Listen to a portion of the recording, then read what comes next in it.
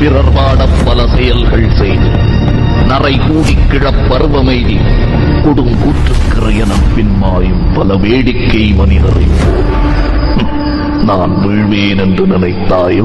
ஸ்ரீலாக் சுற்றுலா பார்வையாளருக்கு வணக்கங்கள்.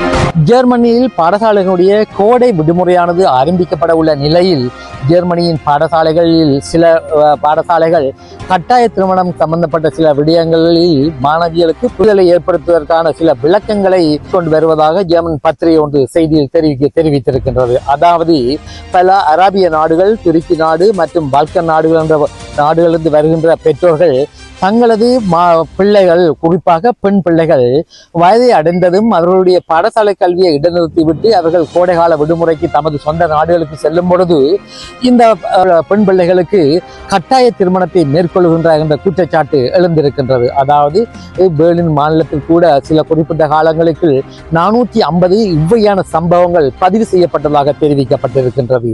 இதே வேளையில் DEF என்று சொல்லப்படுகின்ற அமைப்பானது இதன் காரணத்தினால் பாடசாலைகளில் மாணவிகளுக்கு விழிப்புணர்வை ஏற்படுத்துவதற்காக இவ்வையான விழிப்புணர்வு நடவடிக்கைகளை மேற்கொண்டு வருவதாக தெரிவிக்கப்பட்டுள்ளது.